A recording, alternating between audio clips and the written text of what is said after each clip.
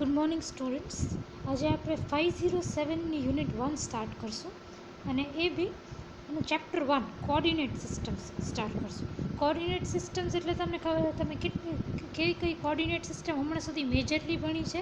તમે હમણાં સુધી કાર્ટીશિયન કોઓર્ડિનેટ સિસ્ટમ ભણી છે. કાર્ટીશિયન કોઓર્ડિનેટ સિસ્ટમ કેવી હોય?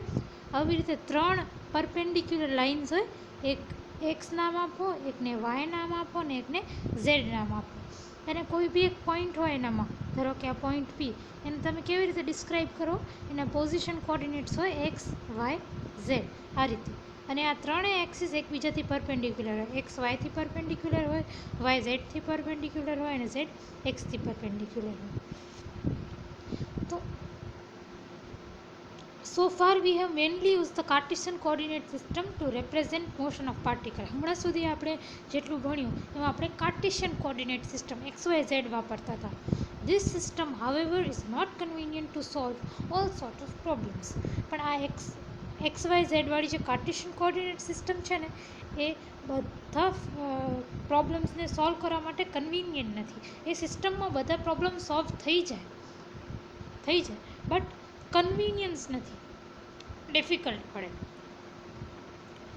Many a time we come across a problem having certain symmetries which decide the choice of coordinate system. The motion of particle in central force field, where the force field has a spherical symmetry, can be conveniently studied if plane polar coordinates are used. હવે તમને classical mechanics યાદ કરો, second યરનું classical મિકેનિક્સમાં તમને યાદ હશે કે જે સેન્ટ્રલ ફોર્સ ફિલ્ડ હોય એમાં પાર્ટિકલ કઈ રીતે મોશન કરે, આ રીતે મોશન કરે. એક વચ્ચે ફિક્સ પોઈન્ટ હોય, એનાથી ફિક્સ ડિસ્ટન્સ આર ઉપર એ આ રીતે મૂવ કરતું હોય, બરાબર? Because it is R dependent. તો આનામાં આપણે અગર આવી XYZ કાર્ટેશિયન કોઓર્ડિનેટ્સ વાપરી તો પ્રોબ્લેમ સોલ્વ થઈ જાય, બટ થોડુંક ટફ પડે. સો આપણે અગર આપણે પ્લેન પોલર કોઓર્ડિનેટ્સ લઈએ, હવે પ્લેન પોલર કોઓર્ડિનેટ્સ આવા હોય, જો હવે સ્ફેરિકલ શેપમાં હોય, જેના કોઓર્ડિનેટ્સ હોય r, θ, φ, તો આપણે ઇઝી પડે. પ્લેન પોલર કોઓર્ડિનેટ્સ કેવા છે, સ્ફેરિકલ કોઓર્ડિનેટ્સ કેવા છે, આપણે સ્ટડી કરશું. Motion of a charged particle moving along a spiral path in magnetic field has an axis of symmetry and can be treated conveniently in cylindrical polar coordinate system. હવે magnetic ફિલ્ડમાં તમને ખબર છે charge particle કેવી રીતે move કરે, આવી રીતે સ્પાઇરલી મૂવ કરે, બરાબર? અને સ્પાઇરલી મૂવ કરવું કહેવાય. હવે આનામાં તમે અગર આનો શેપ જુઓ, આનામાં તમે અગર સિલિન્ડ્રિકલ પોલાર કોઓર્ડિનેટ સિસ્ટમ વાપરો ને તો એ વધારે કન્વિનિયન્ટ થાય કાર્ટેશિયન કરતાં. હવે સિલિન્ડ્રિકલ પોલાર કોઓર્ડિનેટ શું છે એ બી આપણે આગળ સ્ટડી કરીશું. Now the first topic is curvilinear coordinates. Curvilinear coordinates એટલે શું? હવે કાર્ટેશિયન કોઓર્ડિનેટ સિસ્ટમ એટલે આપણી આ જે XYZ સિસ્ટમ છે એનામાં આપણે પ્લેન કઈ રીતે લઈએ, કોઈ પણ પ્લેન.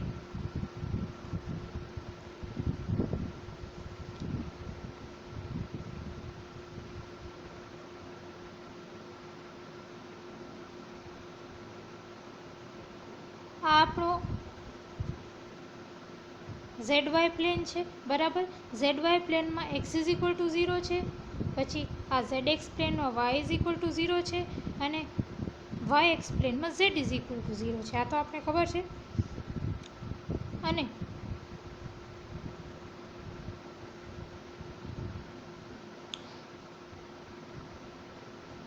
ZY પ્લેન અને ZX પ્લેન જ્યાં ઇન્ટરસેક્ટ કરે છે, જ્યાં મળે છે, એને Z એક્સિસ કહીએ છીએ આપણે. પછી ZY પ્લેન અને YX પ્લેન જે ઇન્ટરસેક્ટ કરે છે એને આપણે Y એક્સિસ કહીએ છીએ, બરાબર? અને ZX પ્લેન અને XY પ્લેન જ્યાં ઇન્ટરસેક્ટ કરે છે એને આપણે X એક્સિસ કહીએ છીએ. એ છે આપણી કાર્ટેશિયન કોઓર્ડિનેટ સિસ્ટમ. ને હવે કાર્ટેશિયન કોઓર્ડિનેટ સિસ્ટમમાં મેં શું કીધું હતું? બધા એકબીજાથી પરપેન્ડિક્યુલર હોય, XY અને Z એક્સિસ.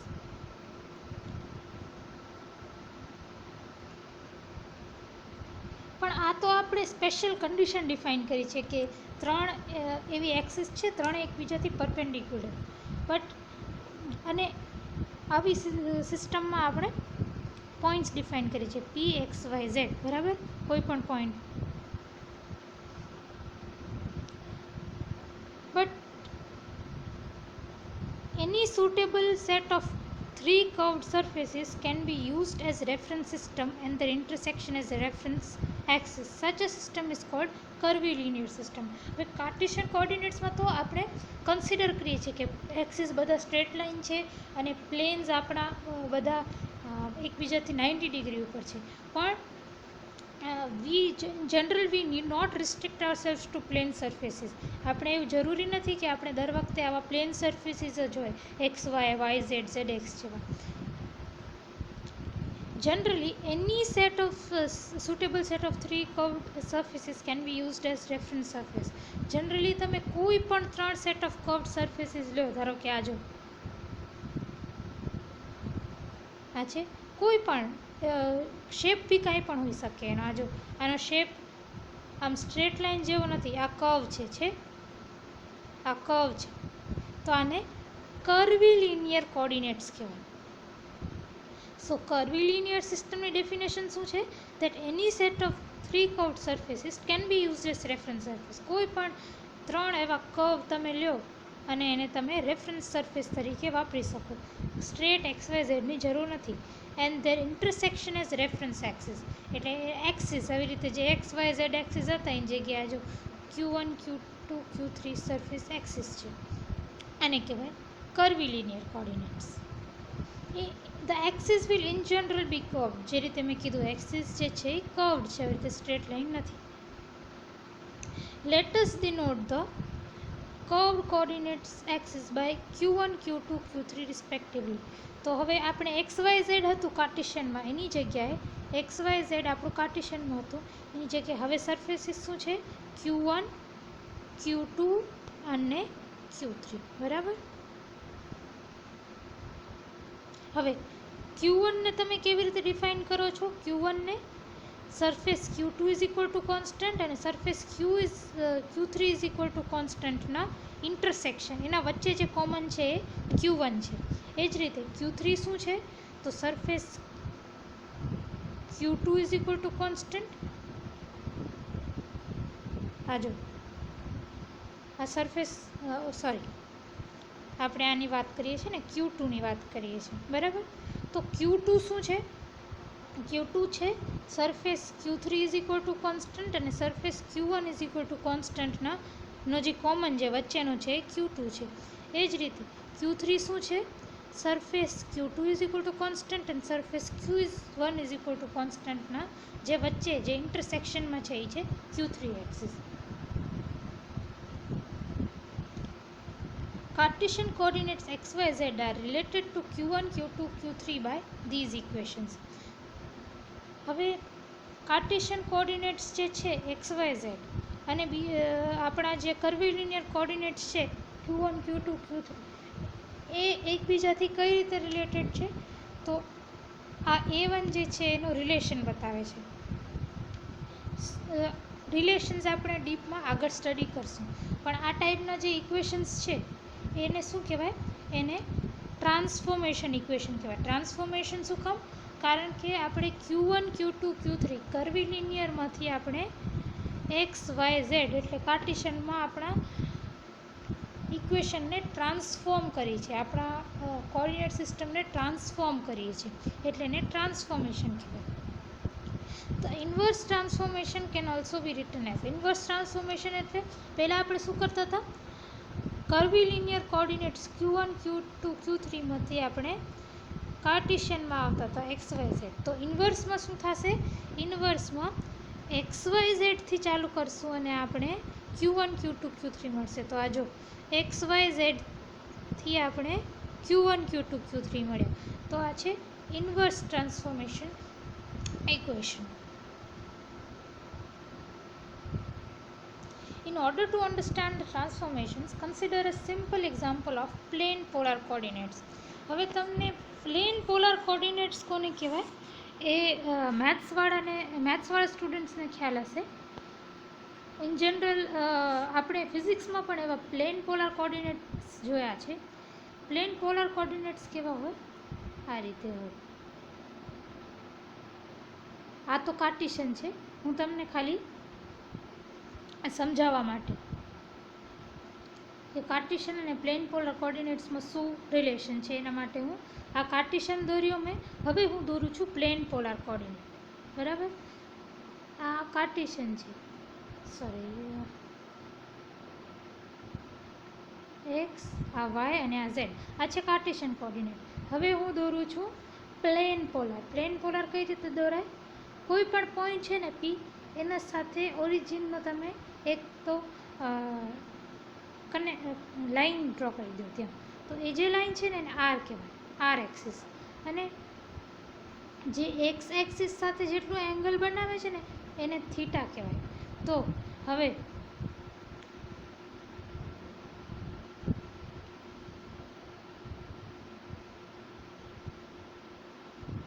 આપણે ફિલહાલ આપણે છે ને ખાલી 2Dની વાત કરીએ છીએ, એટલે મેં ઝેડને રબ કરી નાખી.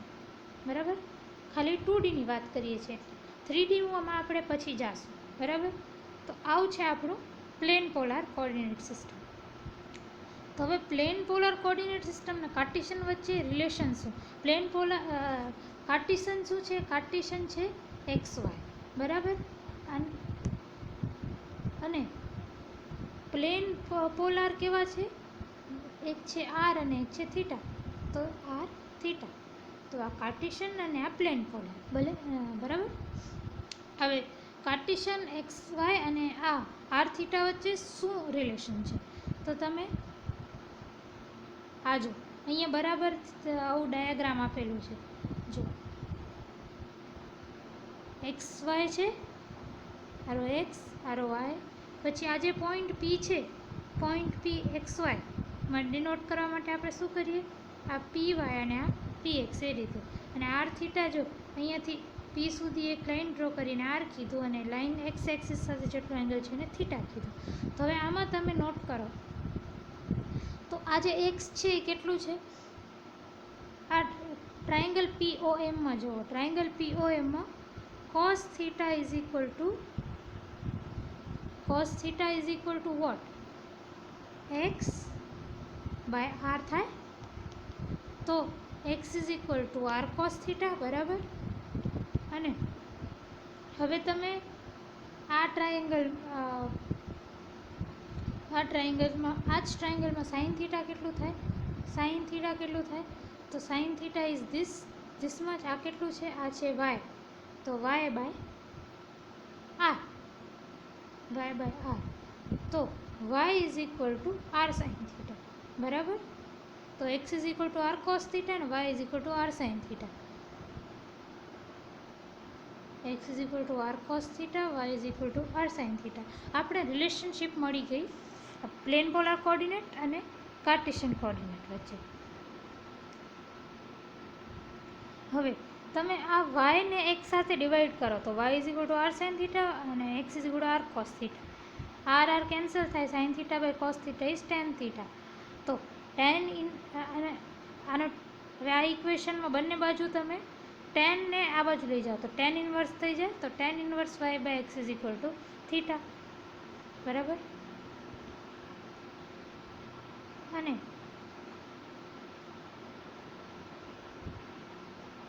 તમે આનામાં પેલું પાયથાગોરસ થિયરમ વાપરો તો આ છે એક્સ, આ છે વાય. તો આર કેટલું થાય? આર થાય under root x square plus y square. બરાબર?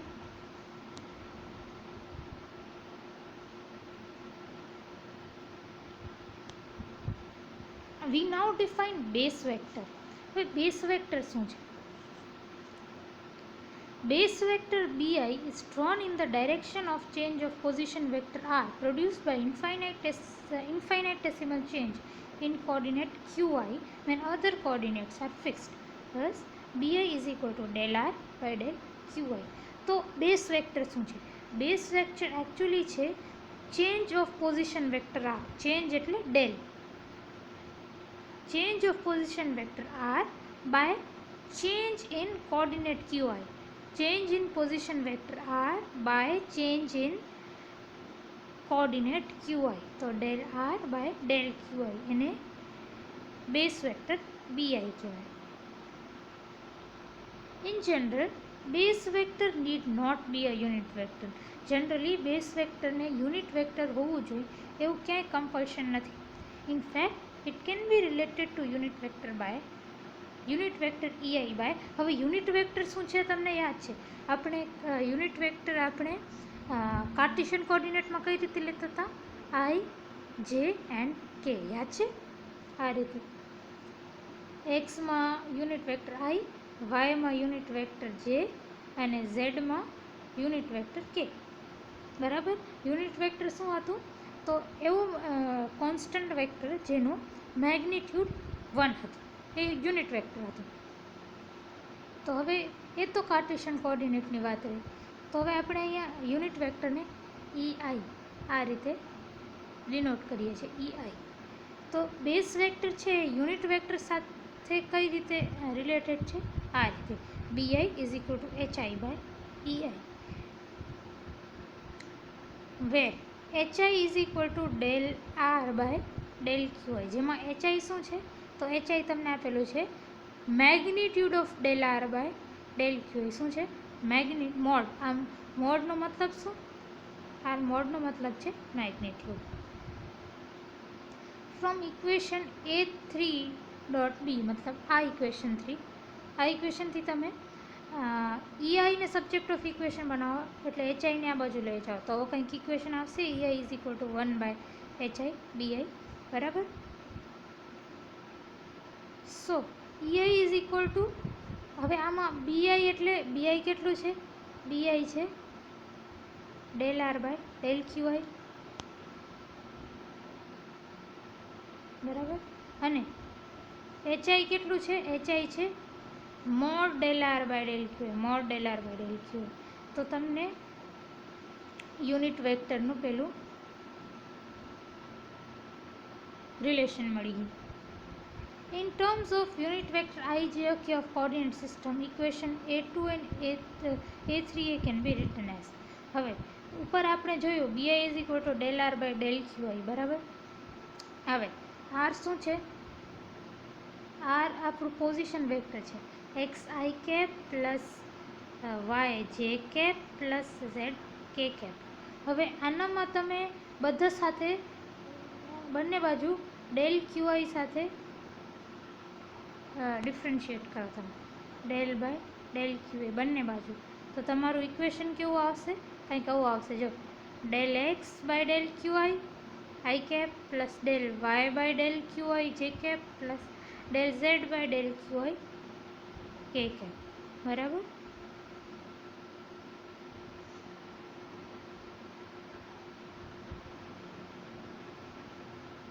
અને આપણું a4 આ જુઓ hiનું ઇક્વેશન જુઓ એ તમે અહીંયા લખી દો. બરાબર. તો આ જે del r by del qi છે અહીંયા આપણે અહીંયા del r by del qi લીધું. આ બરાબર. એનો મોડ કરો, એનો મોડ લ્યો તો શું આવે? હવે મેથ્સવાળાને યાદ હશે, બાકી બધા માટે, કે અગર આપણું કોઈ બી આ રીતે પોઝિશન વેક્ટર હોય xi cap plus y j cap plus z k cap. બરાબર. તો મોડ આર કઈ રીતે લખીએ આપણે? મોડ આર આપણે લખીએ under root x square plus y square plus z square. આ રીતે લખીએ આપણે. અહીંયા જો અહીંયા લખેલું છે. બરાબર. તો અગર આપણે del r by del qi આપણે આવું મળ્યું તો આનું આપણે મોડ જે છે એ કઈ રીતે લેશું? Under root of del x by del qi square plus del y by del qi square plus del z by del qi square.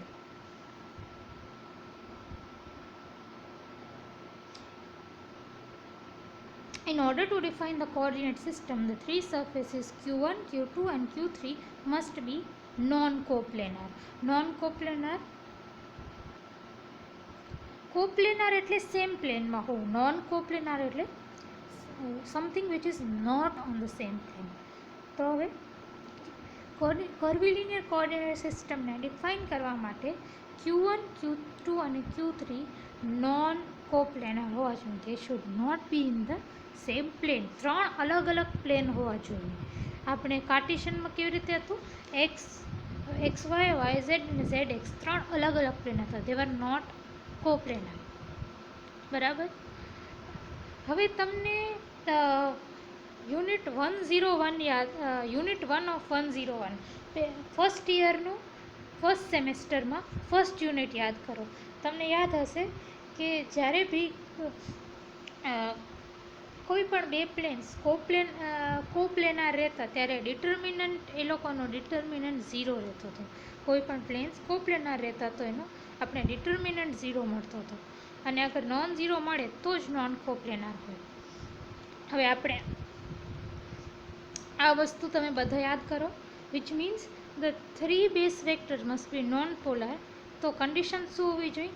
આપણા પાસે 3 બેઝ વેક્ટર છે. એક છે B1, that is del x by del qi, del y by del q1 અને del z by del q2.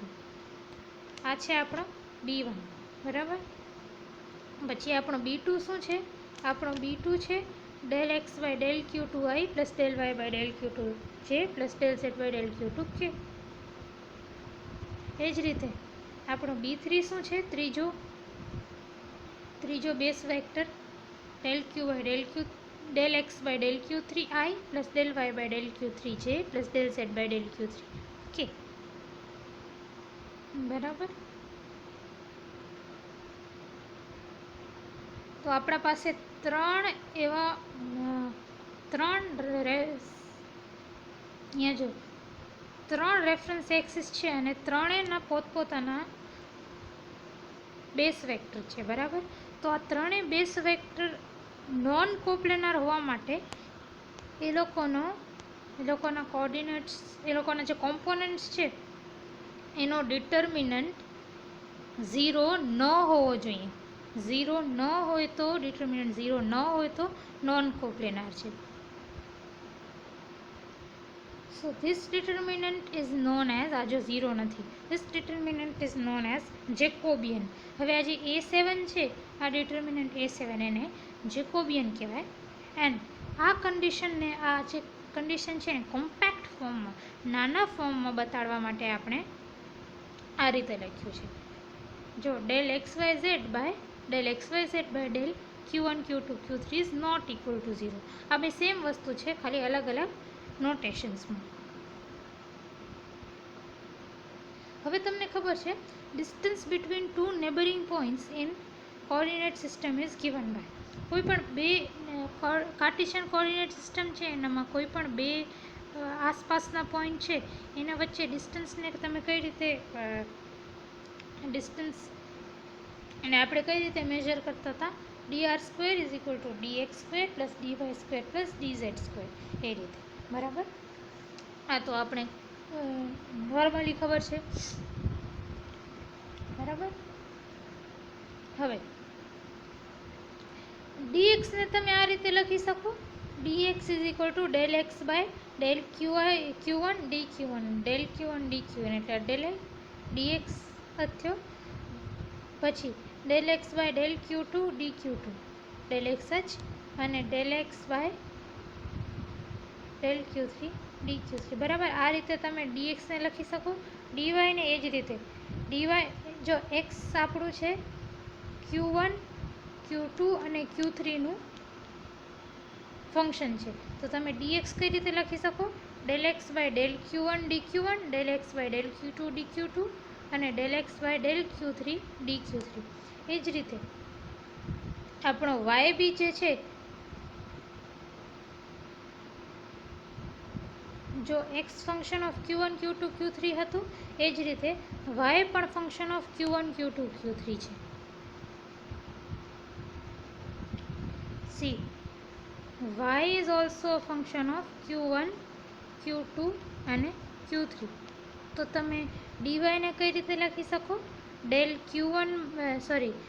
y by del q1 dq1 del y by del Q2 dQ2 અને del y by del Q3 dQ3. એ જ રીતે તમે dz ને પણ લખી શકો, because z is also function of Q1, Q2 અને Q3. એ જ રીતે તમે લખી શકો. તમને મળ્યા dx dy dz. હવે આ dx dy dzની વેલ્યુને તમે આમાં સબસ્ટિટ્યૂટ કરો, બધાને સ્ક્વેર કરો અને એડ કરો, તો તમને ડી આ સ્ક્વેરની કંઈક આવી વેલ્યુ મળશે. હવે that is summation over ij hij dqi dq છે. હવે i અને j શું છે? i અને here we have introduced symbol del hij is equal to, પહેલાં તો i અને j શું છે? i છે આપણો i કે જે આપણા નંબર્સ છે. આ રીતે i ઇઝ ઇક્વલ ટુ 1 2 3 કાંઈ પણ હોઈ શકે. અહીંયા જો 1 2 3 છે, Q1 Q2 Q3, તો Q1 Q2 Q3 એ રીતે. અને જે પણ એ જ રીતે ઇન્ડેક્સ જ છે, નંબર જ છે, બરાબર. અને hij શું છે? hij આપણો છે del x by del qi del x by del qj plus del y by del qi into del y by del qj plus del z by del qi into del z by del qj. આ રીતે આવી જાય. તમે જાતે આમાં put કરીને જોઈ શકો છો કે આવું ઇક્વેશન આવે છે, બરાબર. હવે આ જે hij છે એક નથી, hij ઘણા બધા છે. h11 છે, h12 છે, h13 છે, h21 h22 એ રીતે, બરાબર.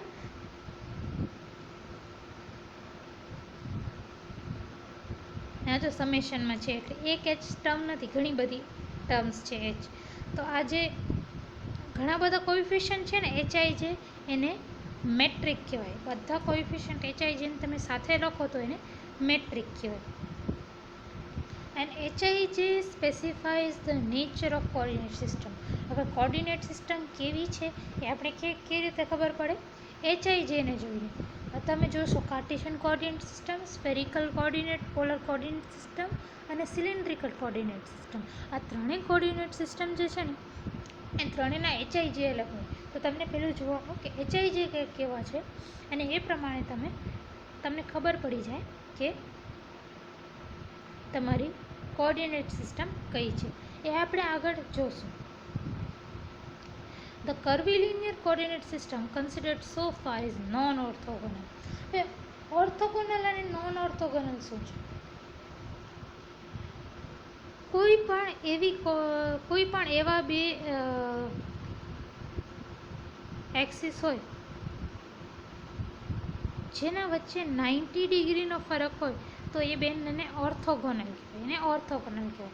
ઓર્થોગોનલ એટલે બે વચ્ચે 90 ડિગ્રી એંગલ હોય. તો નોન ઓર્થોગોનલ એટલે શું? નોન ઓર્થોગોનલ એટલે આવું કંઈ જેના વચ્ચે 90 ડિગ્રીનો એંગલ ન હોય. આ નોન ઓર્થોગોનલ છે, આ નોન ઓર્થોગોનલ છે.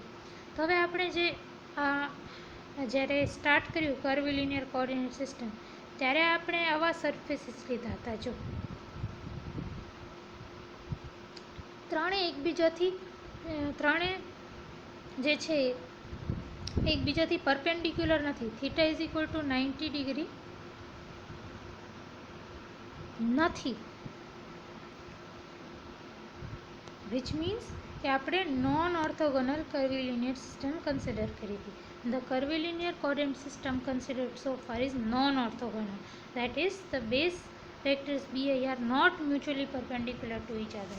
એટલે જે b1, b2, b3 છે એ એકબીજા સાથે પરપેન્ડિક્યુલર નથી. We normally use orthogonal coordinate system and hence shall restrict our attention to this system alone. હવે આપણે નોર્મલી છે ને ઓર્થોગોનલ કોઓર્ડિનેટ સિસ્ટમ્સ વાપરીએ છીએ. Cartesian XYZ, spherical polar r θ φ, કે પછી આપણે સિલિન્ડ્રિકલ ρ φ z લઈ, બધા ઓર્થોગોનલ સિસ્ટમ્સ છે. તો આપણે આ ચેપ્ટરમાં ઓર્થોગોનલ કોઓર્ડિનેટ સિસ્ટમ્સને જ ફોકસમાં લેશું. આપણી સેકન્ડ ટોપિક છે ઓર્થોગોનલ કર્વીલિનિયર કોઓર્ડિનેટ્સ. તો ઓર્થોગોનલ કોઓર્ડિનેટ્સ કેવા હોય? બધા એકબીજાથી 90 ડિગ્રી હોય. આપણા કોઓર્ડિનેટ સિસ્ટમ બધી એકબીજાથી અગર ઓર્થોગોનલ એટલે 90 ડિગ્રી હોય ને ઓર્થોગોનલ કર્વીલિનિયર કોઓર્ડિનેટ્સ કહેવાય. So for coordinate system to be orthogonal, the unit vectors must satisfy this condition. Unit vectors અગર છે, ધારો કે કોઈ પણ સિસ્ટમના એક આ છે EI, આ જે અને EJ, એ રીતે અગર યુનિટ વેક્ટર્સ છે EI અને EJ, EI dot EJ is equal to del IJ, વેર હવે ડેલ IJ શું છે? Del IJ this is equal to del IJ is Kronecker delta function. Kronecker delta function કેવું હોય છે?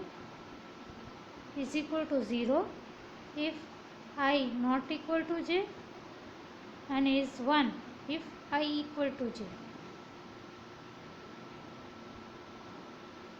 હવે આ ડાયાગ્રામ ઉપર ધ્યાન આપો. આપણે કાર્ટેશિયનનું એક એક્ઝામ્પલ લીધું છે. આ છે EI અને આ છે EJ. હવે I નોટ ઇક્વલ ટુ જે વાળી તમે આપણે કન્ડિશન ટેસ્ટ કરીએ તો EI ડોટ EJ કેટલું થશે? ડોટ એટલે A dot B is equal two AB cos theta. તો EI મેગ્નિટ્યુડ EJ અને કોસ થીટા એટલે 90 ડિગ્રી. કોસ ઓફ 90 ડિગ્રી શું હોય? 0. તો EI ડોટ EJ ઇઝ 0. બરાબર. અને એ જ રીતે આપણે અગર EI ડોટ EI લઈએ તો શું થાય?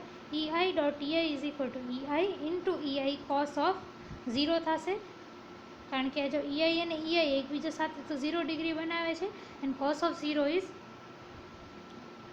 1.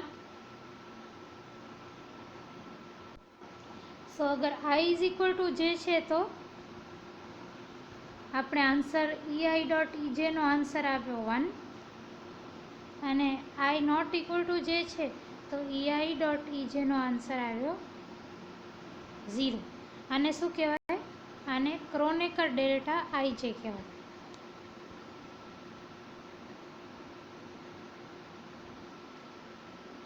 Then the distance between two neighboring points is given by.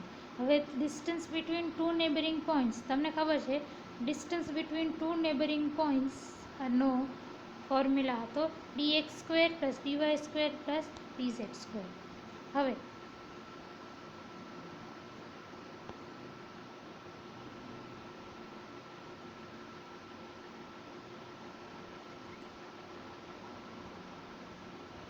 HIJ is equal to 0. બરાબર. HIJ is equal to 0 for I not equal to j. મતલબ કે જ્યારે I અને J ઇક્વલ નથી એટલે કે H12 H13 H23 H31 આ બધા 0 હશે. ઓર્થોગોનલ સિસ્ટમમાં ઓર્થોગોનલ કોઓર્ડિનેટ્સમાં I ઇઝ ઇક્વલ ટુ જે ન હોય ત્યારે HIJ 0 હોય. બરાબર. હવે તમે એ ડોટ 11 પાસે જાઓ. એ ડોટ 11માં તમે જાઓ તો તમને હમણાં મેં શું કીધું કે HIJ is equal to 0 if I not equal to j. તો H12 H13 H23 આ બધા 0 થઈ જશે. બચશે શું? ખાલી H11 H22 અને H33 બચશે એ જ જ્યાં I ઇઝ ઇક્વલ ટુ જે છે. તો dr સ્ક્વેરની વેલ્યુ શું થશે? dr સ્ક્વેરની વેલ્યુ થશે summation of H11 dq1 dq1 H11 dq1 dq1 એટલે H11 dq1 સ્ક્વેર. પછી સમેશન છે, અહીંયા સમેશનનો સિમ્બોલ છે એટલે આપણે અહીંયા સમેશન સમ રાખ્યો. પછી I ની વેલ્યુ 2 રાખો તો H22 dq2 dq2 એટલે પ્લસ H22 dq2 dq2 એટલે H22 dq સ્ક્વેર. અને અહીંયા 3 ની વેલ્યુ રાખો તો H33 dq3 dq3 plus h33 dq3 dq3 h33 dq square, અહીંયા સ્ક્વેર આવશે, બરાબર. હવે તમે h11 is equal two under route h11 is equal two h1, under route h22 is equal two h2 અને under route h33 is equal two h3 consider કરો તમે, તો શું થઈ જશે? h1 square is equal two h11 થશે, બરાબર. આ ઇક્વેશનથી તો h11ની જગ્યાએ h1 સ્ક્વેર, પછી આ ઇક્વેશનથી h22 is equal two h2 square, અને આ ઇક્વેશનથી h33 is equal two h3 square થશે, બરાબર. તો આ dr સ્ક્વેરની આપણે વેલ્યુ મળી ગઈ, તો આપણે dr સ્ક્વેરને આ રીતે લખીએ.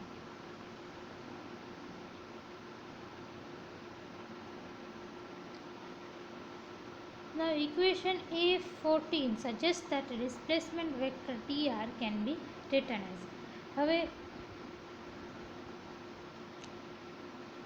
ઇક્વેશન A14 થી આપણે શું ખબર પડી? તમે જુઓ,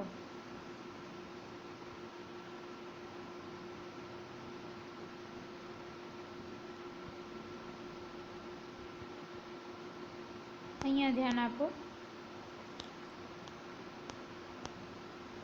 અગર ડિસ્પ્લેસમેન્ટ વેક્ટર dr કંઈક આવો છે, dx i cap plus dy j cap plus dz k cap, તો તમે ડિસ્ટન્સ બિટવીન ટુ નેબરિંગ પોઈન્ટ્સને આ રીતે લખી શકો, dr square is equal to dx square plus dy square plus dz square. એ જ રીતે આપણું અગર dr સ્ક્વેર કંઈક આવું છે, dr સ્ક્વેર આ dx square plus dy square plus dz square, તો તમે drને કઈ રીતે લખી શકો? એને પણ b1 dqi plus b2 dq2 અને b3 dq3 તરીકે લખી શકો. તો dr સ્ક્વેર છે, તો આ dr સ્ક્વેર છે, તો તમે drને આ રીતે લખી શકો ઇક્વેશન A14માંથી.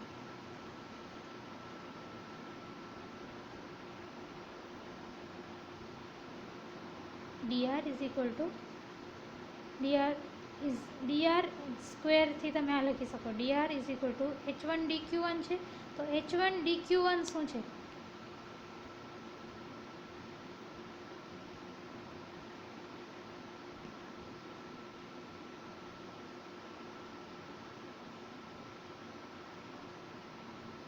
h1 dq1 આપણું છે b1. બેઝ વેક્ટરની ફોર્મ્યુલા જુઓ તો h2 dq2 આપણું b2 અને આ છે b3. આ તમને આગળ જતા ઓર વધારે સારી રીતે સમજણ પડશે જ્યારે આપણે 3 કોઓર્ડિનેટ સિસ્ટમ કાર્ટેશિયન, સ્ફેરિકલ અને સિલિન્ડ્રિકલ સ્ટડી કરશું ત્યારે તમને વધારે ડિટેલમાં સમજણ પડશે. હમણાં તમે ખાલી આ યાદ રાખો. હવે b1 શું છે? b1 છે h1 e1 કે b1 અને h1 વચ્ચેનું રિલેશન આપણે લાસ્ટ અહીંયા જોયું હતું. b1 is equal two h1 into e1, બરાબર. bi is equal to hi into ei છે, તો આની જગ્યાએ આપણે 1 2 3 કાંઈ પણ રાખી શકીએ. તો b1ની જગ્યાએ e1 h1, b2ની જગ્યાએ e2 h2, b3ની જગ્યાએ e3 h3. The three components of dr are written as. ત્રણેય કોમ્પોનન્ટને તમે કેવી રીતે લખી શકો? dr is equal two h1 e1 છે, તો આપણે આ રીતે લખી શકીએ, dr is equal to hi dqi, અને hi જે છે hi dqi. હવે આપણે આમાં યુનિટ વેક્ટરને કન્સિડર નથી કર્યો. યુનિટ વેક્ટર કન્સિડર કરીએ તો dri is equal to hi dqi into your unit vector ei. Now qi may not necessarily have the dimensions of length. આપણે કાર્ટેશિયનમાં જેમ છે ને x y z એ લેન્થ છે, આ રીતે લેન્થ તો આપણા જે કર્વીલિનિયર કોઓર્ડિનેટ સિસ્ટમ્સ છે, ઓર્થોગોનલ કર્વીલિનિયર કોઓર્ડિનેટ્સ, એમાં એવું જરૂરી નથી કે ક્યુઆઈ જે છે એના ડાયમેન્શન્સ લેન્થ હોય કે મીટર હોય, કાંઈ પણ હોઈ શકે. Quantities h1, h2, h3 in the above equations are the multipliers or the increments and are called scale factors. આજે h1, h2, h3 છે સ્કેલ ફેક્ટર્સ.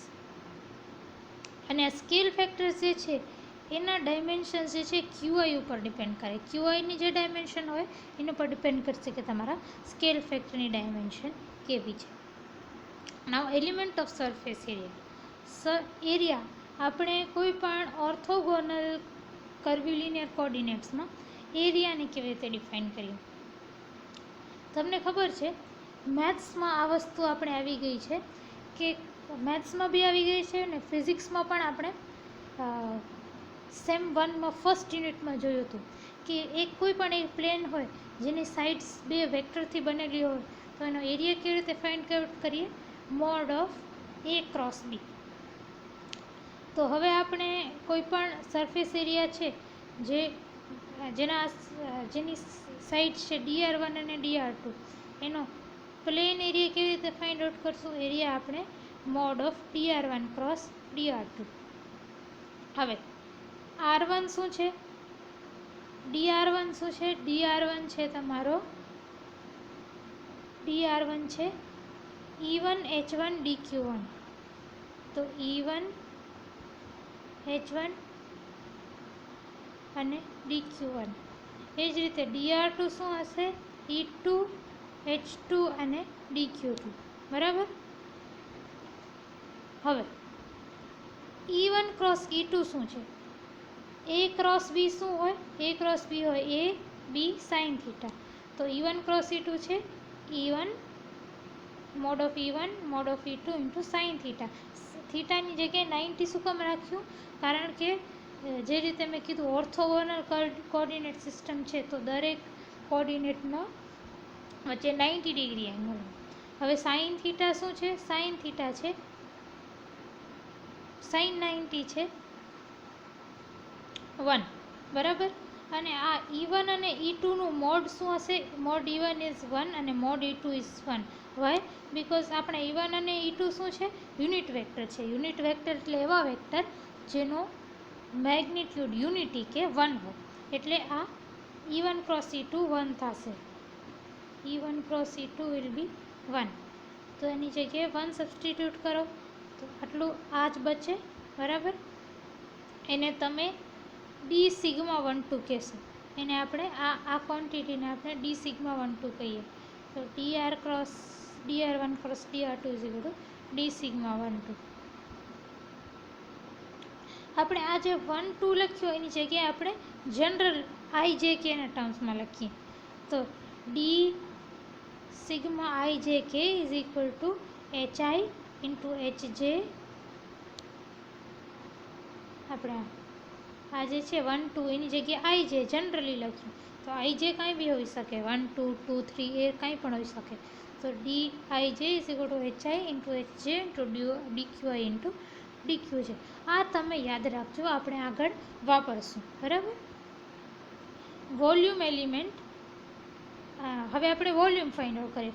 A3માં આપણે સરફેસ ફાઇન્ડ આઉટ કર્યો, હવે આપણે વોલ્યુમ ફાઇન્ડ આઉટ કરીએ. તો વોલ્યુમ શું છે, હવે આપણે ખબર છે સેમ 1માં યુનિટ 1માં આપણે સ્ટડી કર્યું હતું કે વોલ્યુમ એલિમેન્ટ હોય આપણો, કોઈ પણ આપણી પાસે વોલ્યુમ છે જેના 3 sides vector A, vector B અને વેક્ટર C સાથે ડિનોટ કરવામાં આવે. તો એ ત્રણેયનું આપણે સ્કેલર ટ્રિપલ પ્રોડક્ટ લઈએ ને તો આપણે વોલ્યુમ મળે. બરાબર. તો અગર આપણા let DR1 DR2 and DR3 be the length elements. તો અગર આપણા એલિમેન્ટ્સ છે DR1 DR2 અને DR3, તો એનો વોલ્યુમ એલિમેન્ટ ડીટાઓ આપણે કઈ રીતે મળે, વોલ્યુમ એલિમેન્ટ આપણે ડીટાઓ આ રીતે મળે, DR1 dot DR2 cross DR3. એટલે DR1 DR2 અને DR3નો પેલો આપણે સ્કેલર ટ્રિપલ પ્રોડક્ટ લીધું. હવે dr1 is equal two e1 h1 dq1, dr2 is equal two e2 h2 dq2 અને dr3 is equal two e3 h3 અને dq3 એ substitute કરી દીધું. હવે e1 dot e2 cross e3 is equal to 1 કેવી રીતે? તો તમને યાદ હશે ફર્સ્ટ સેમેસ્ટરમાં જ આપણે કર્યું હતું કે e1 i ડોટ જે ક્રોસ કે શું થાય? i ડોટ જે ક્રોસ કહેવાય. જે ક્રોસ કે ઇઝ ઇક્વલ ટુ i, તો i dot i is equal to 1. You know this કે i ડોટ જે ક્રોસ કે ઇઝ 1. આપણે ઘણી વાર પ્રૂવ કરવામાં આવતું, એક્ઝામમાં પણ આવ્યું છે, બરાબર. તો આ જે છે આ 1 થશે. તો બચશે શું? આટલું જ બચશે. h1 h2 h3 dq1 dq2 dq3 that is the d tau, your volume element. હવે તમે આ વોલ્યુમ એલિમેન્ટનો ફોર્મ્યુલા બી યાદ રાખજો, કારણ કે આગળ આપણે વાપરશું. તો તમે આ સરફેસનો ફોર્મ્યુલા એન્ડ વોલ્યુમનો ફોર્મ્યુલા યાદ રાખો, આગળ આપણે વાપરવામાં આવશે. હવે આપણે સેમ 1ની યુનિટ 1માં 3 વસ્તુ જોઈ હતી: ગ્રેડિયન્ટ, ડાયવર્જન્સ અને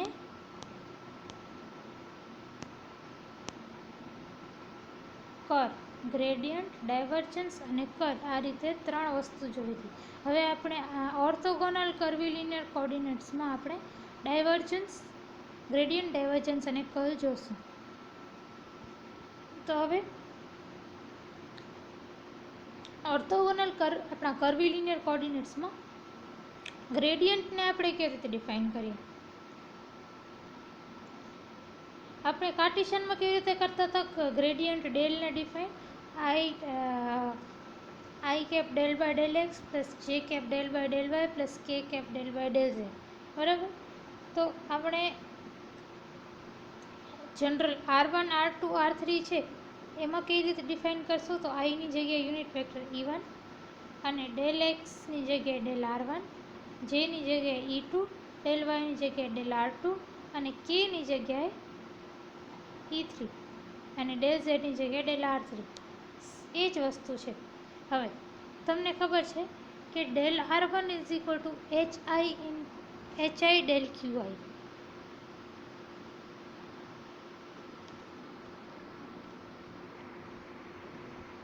ઇક્વેશન A16માં જાઓ તમે, જો dri is equal to hi into dqi. તો ઇક્વેશન A16માં મેં એ જ વસ્તુ લખી છે, dri is equal to hi by dqi. તો અહીંયા r1 is equal two h1 dq1, r2ની જગ્યાએ h2 dq2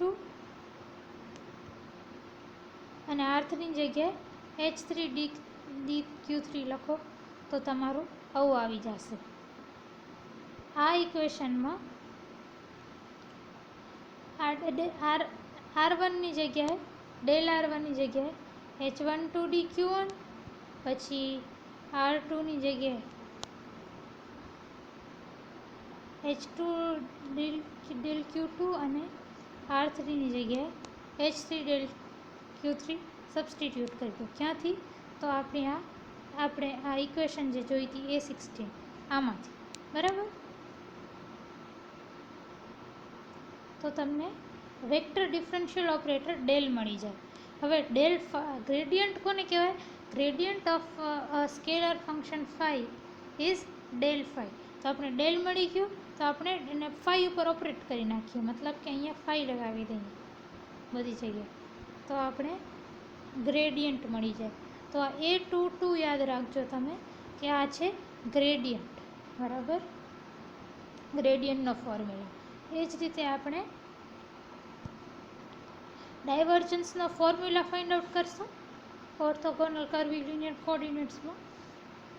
તો આપણે આ વસ્તુ ખ્યાલ છે સેમ 1ના યુનિટ 1માંથી આપણે આ વસ્તુ ખ્યાલ છે કે ડાયવર્જન્સને તમે આ રીતે ડિફાઇન કરો: del v is equal to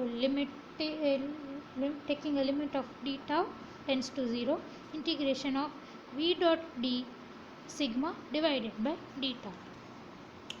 હવે d tau ને આપણે કઈ રીતે કન્સિડર કરશું? d tau ની આપણે ફોર્મ્યુલા ખબર છે, D tau is equal two H1 H2 H3 into DQ1 DQ2 DQ3, બરાબર. એ આપણો ડી ટાઉની વેલ્યુ તો આપણી પાસે છે જ. હવે આપણે ફાઇન્ડ આઉટ શું કરવાનું છે? Summation over surface v dot d sigma. હવે આપણે સરફેસ ઇન્ટિગ્રલ ફાઇન્ડ આઉટ કરવાનું છે. We have to compute the surface integral of વી.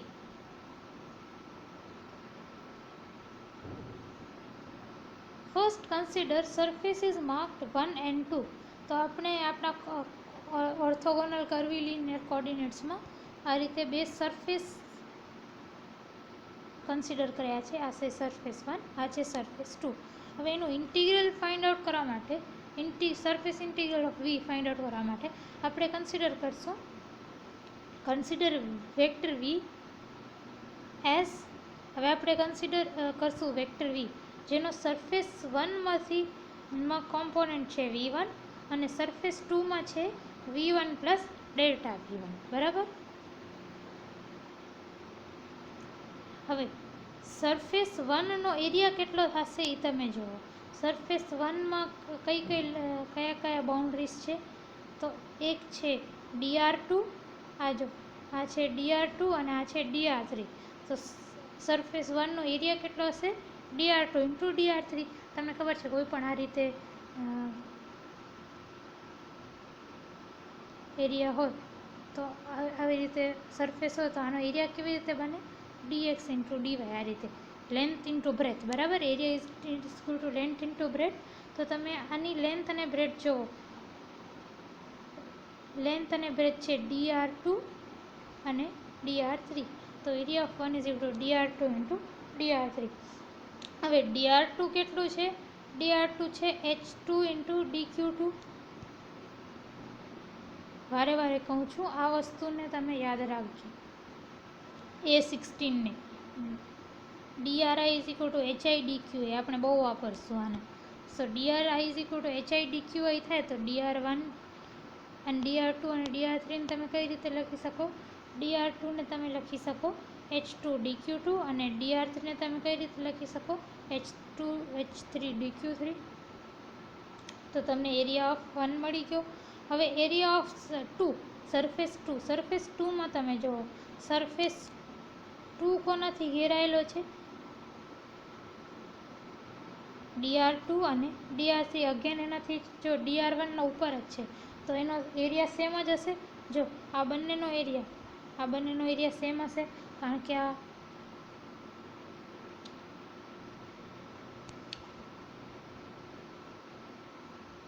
બરાબર. તો area of surface 2 is also DR2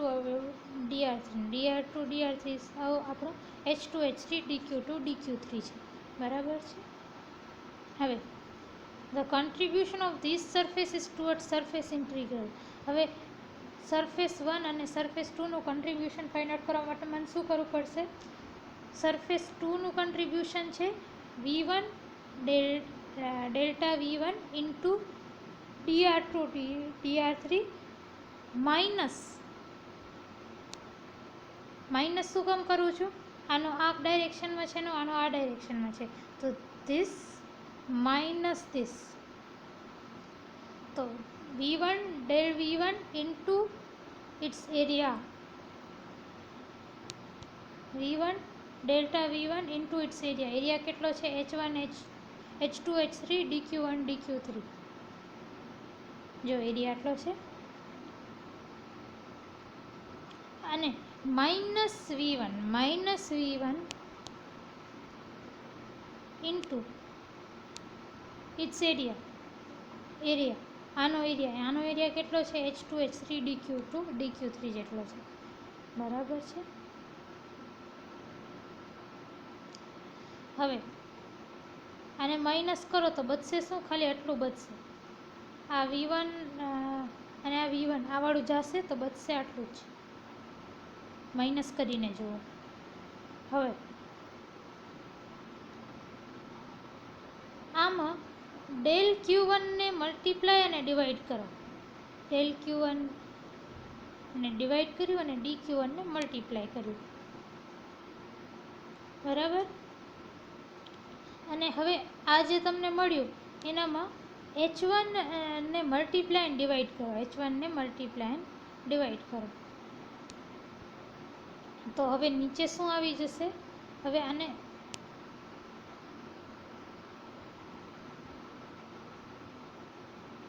હવે આ જો આ જે સ્ટાર છે એને મેં અહીંયા કન્ટિન્યુ કર્યું છે. 1/H1 del 1/H1 del V1 by del Q1 H1 H2 H3 અને dQ1 dQ2 dQ3. હવે આ શું છે આપણું? આ છે H1 H2 H3 dQ1 dQ2 dQ3. આ આપણું કેટલું છે? ઉપર જુઓ તમે, D tau volume element D tau છે, બરાબર. તો બસ આની જગ્યાએ મેં ડી ટાઉ પુટ કરી દીધું.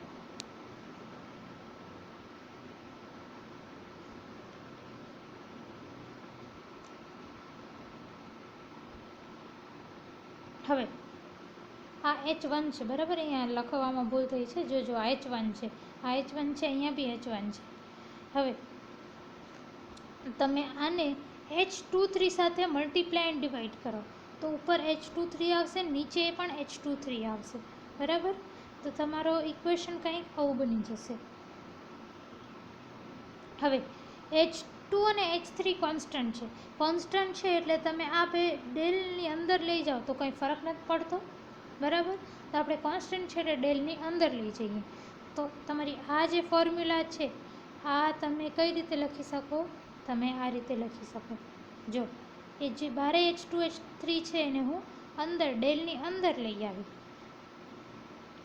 સમજાણું આ કઈ રીતે થયું? બરાબર. તો હવે આપણે ખાલી બે સરફેસ ઇન્ટિગ્રલ 1 ને 2નું લીધું, આ બંનેને લીધું. આ જ રીતે તમે બીજા બધાને પણ લઈ શકો. આ બેને લેવાનું, પછી આ બેને લેવાનું, એ રીતે બધાનું તમે સરફેસ ઇન્ટિગ્રલ લો તો એડિંગ ઓલ ઇટ્સ કન્ટ્રીબ્યુશન તમારું આવું કંઈક આવે. 1/H1 H2 H3 del V1 H2 H3 by del Q1 plus del by del Q2. Del by del Q1 હતું ત્યારે અંદર શું હતું? V1. તો ડેલ બાય ડેલ Q2 છે ત્યારે અંદર શું રહેશે? V2. અને અહીંયા V1 હતું એના સાથે H2 H3 હતું, તો V2 છે એની જગ્યાએ એના સાથે H3 H1. અને ડેલ બાય ડેલ Q3 હશે ત્યારે અંદર શું હશે? V3.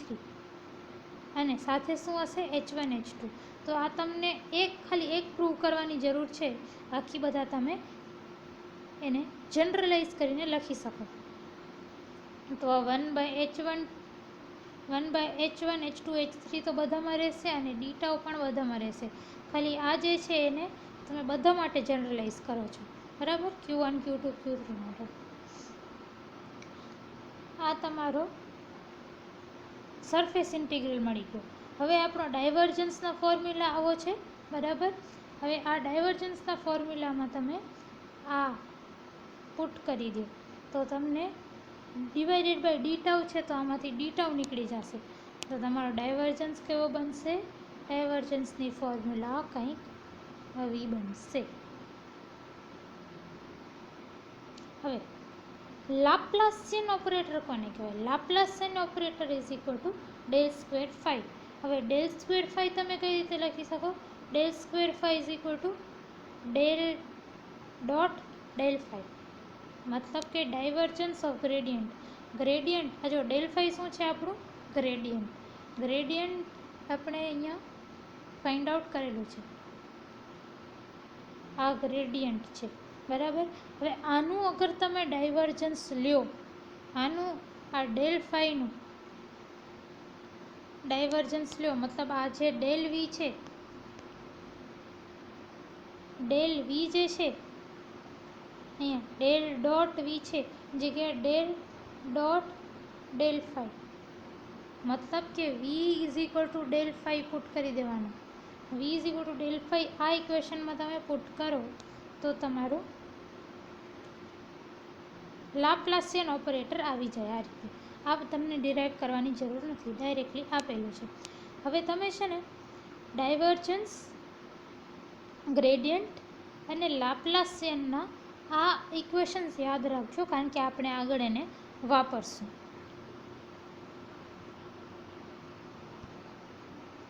કાલે આપણે curl of vector in orthogonal curvilinear coordinate start કરશું. ઇન ધ મીન ટાઈમ તમે હોમવર્ક લઈ લો. હોમવર્ક શું છે તમારું? હોમવર્ક તમારું છે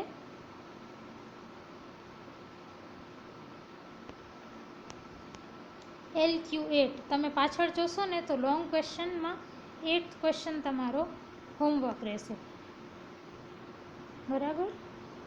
અને આ યુનિટ એન્ડ થાય એના પછી જેટલા બી શોર્ટ ક્વેશ્ચન્સ છે એ તમને જાતે હોમવર્કમાં કરવાના છે. જેટલા તમને આન્સર નહીં મળી શકે એટલા બધાના આન્સર્સ મેં આપેલા છે, બાકી બધા તમે જાતે ફાઇન્ડ આઉટ કરી શકો છો, બરાબર? અને હા, આટલું આપણે કરાવ્યું છે. અને ઇન જનરલ તમે ધ્યાનમાં રાખજો કે જેટલા બી તમને હું યુનિટ્સ કરાવું એ યુનિટ્સ સામે આ રીતે ક્વેશ્ચન લખેલા હશે, તો એ ક્વેશ્ચન તમને કરી લેવાના, બરાબર?